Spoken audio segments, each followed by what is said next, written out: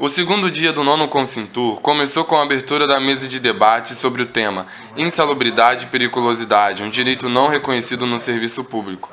Antônio Carlos Neves, mais conhecido como Manteiga, foi o responsável por conduzir a discussão, que também contou com a participação do pró-reitor administrativo e membro da Comissão Permanente de Insalubridade e Periculosidade, Pedro Paulo, e o advogado e assessor jurídico da Fazubra, João Arzeno. O pró-reitor disse que a situação de insalubridade e periculosidade na Universidade Rural é extremamente complicado e que não difere das outras instituições federais e de outros órgãos do governo. Para ele, o serviço público sempre foi acomodado e esta era a realidade das administrações anteriores. E por que nós somos acomodados? Somos acomodados porque existiam chefias, existiam direções, existia o próprio servidor, eu no caso. Eu nunca briguei para que, receba insalubridade, você tem que melhorar as minhas condições de trabalho. Naquela época, as pessoas trabalhavam, as condições não eram tão ruins como agora e as coisas eram levadas. Eu recebia, você me pagava, eu não reclamo e a situação ficou assim durante anos, anos e anos. E passou, inclusive, comigo como diretor. Tive 8 anos à frente de chefia do Departamento de Tecnologia de Alimentos, 12 anos à frente da tecnologia, e as coisas passaram, como passaram por todos os diretores, todos os chefes, todos os servidores. Pedro Paulo afirma que o problema na universidade é decorrente do ano 2000, pois só haviam supostos laudos. E logo após assumir a Pró-Reitoria de Assuntos Administrativos, em março de 2009, o TCU cortou o benefício de insalubridade e periculosidade das pessoas que o recebiam irregularmente. No entanto, ele disse que a administração atual se descuidou com relação a este direito do trabalhador e que, por isso, formou uma nova comissão, contratando uma médica do trabalho para conceder os laudos. Mas o TCU voltou e notificou novamente a administração. Quando fizemos agora, e chegou essa decisão, uma decisão infeliz da Magnífica, porque vocês, obviamente, no direito de vocês, reclamaram, fizeram greve e tinha que resolver a situação, ela deu um prazo que todos nós, no fundo, sabíamos que era impossível de realizar em 3 meses um novo mapeamento da universidade. Ainda tivemos a infelicidade da doutora, acho que ela fugiu um pouco da situação e resolveu fazer o mapeamento na sua concepção. Se eu conheço o professor Pedro e o professor Pedro não vem, ele não merece salubridade. Mas se o Manteiga vem, ele merece. Será que isso é justo? Não é justo. Então nós começamos a brigar, a ter um pequeno conflito, que não pode ser assim. Se havia um questionário, o chefe e o diretor são as pessoas responsáveis por isso.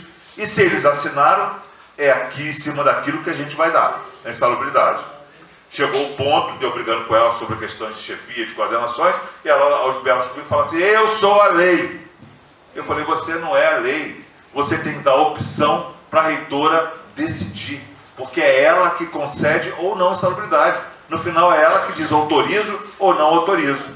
E ela bateu de frente, então não teve outra situação a não ser mudarmos a comissão. Graças a Deus entrou um médico que realmente é uma figura fantástica, uma cabeça ótima, um nível de sensibilidade ótimo, e a gente pôde começar a trabalhar a insalubridade, é o que está acontecendo hoje.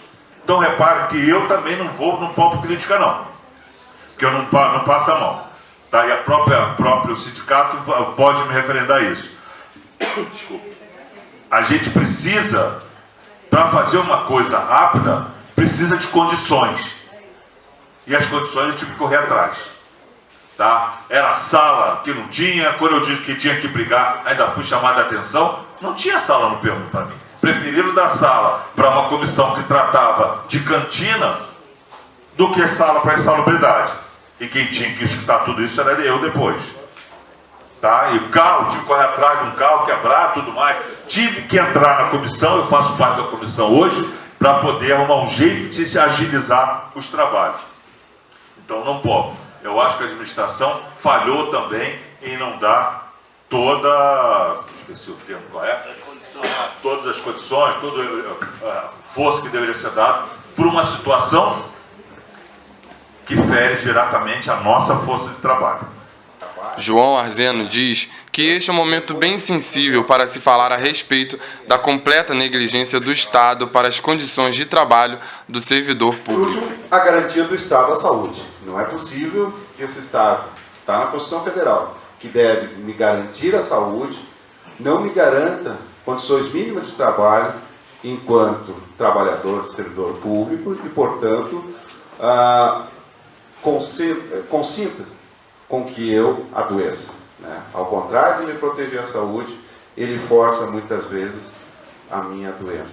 A Lei 155, que protege a saúde dos trabalhadores, é destacada pelo advogado. E a 155, nesse sentido, ela é maravilhosa, porque desde 1994 ela está ratificada pelo Brasil, portanto é lei que tem status constitucional, e ela determina, né, ao Estado que proteja a saúde dos trabalhadores e dos servidores públicos. Ela faz essa referência expressa ao serviço público, né? Sob pena de o próprio servidor público se negar a trabalhar naquele ambiente que lhe causa prejuízo à sua saúde. Ao servidor público é lei, né? Não é nenhum ato de insubordinação, não. É a própria lei que está delegando, facultando ao servidor e ao trabalhador em geral, num ambiente que não lhe propicia condições mínimas de trabalho, se negar a trabalhar nele, né? E principalmente, pessoal, e aí que eu gostaria de trazer para esse debate também, a participação das entidades na elaboração de laudos ambientais, né? E mesmo em perícias aos trabalhadores, e mesmo nos procedimentos em que se avalia as condições de trabalho dos servidores públicos, trabalhadores e servidores públicos, a entidade de classe, ela não tem só, eu não diria só o direito, mas o dever de participar, né?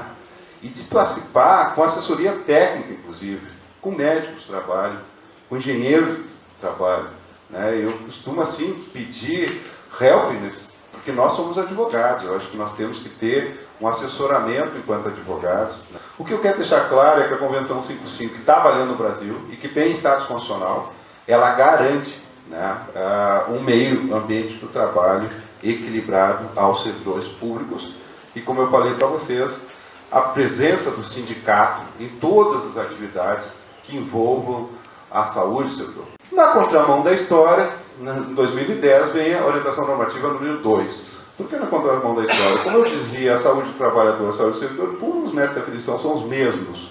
Eis que chega a orientação normativa número 2 diz que não. Que as NRs, as conhecidas NRs, 15, 16, etc., seriam usadas meramente, subsidiariamente, fala o ON2. Ou seja, a ON2 destacou o organismo do servidor público de forma diferente da humanidade, parece-me, né? E volta a criar essa dualidade entre servidor público e trabalhador de iniciativa privada. O que a gente viu é ilegal e é inconstitucional. Eu não tenho dúvida nenhuma, eu escrevi sobre isso, mandei uma nota técnica para a Fazubra sobre isso, de que a ON2 ela é completamente legal, né? Mas tudo bem, admita-se a legalidade. Olha o abuso da orientação normativa número 2 da antiga SRH do Ministério do Planejamento, Orçamento e Gestão, né? Em primeiro lugar, ela diz que para que você... Lembre que para eu ter salubridade e periculosidade tem que estar permanente e habitualmente naquele ambiente de trabalho, né? A habitualidade para a orientação normativa número 2, ela se dá a partir de mais da metade da minha jornada de trabalho sujeita àquele ambiente. E aí eu imagino assim, ó, e se o bichinho lá, porque lembra que tem os agentes físicos, químicos e biológicos, né? E se o bichinho, o vírus, né, for de uma agressividade tão grande que implica uma contaminação minha, em frações de segundos, eu preciso estar 21 horas por semana de mão com o bichinho para que eu tenha o direito reconhecido, ou o reconhecimento mesmo da insalubridade. Bom, o local impróprio e inadequado, a ON2 traz, não paga salubridade e periculosidade para local impróprio e inadequado, mas para. Os caras me deram um local impróprio e inadequado para eu trabalhar e ainda me diz que aí não dá. Quer dizer,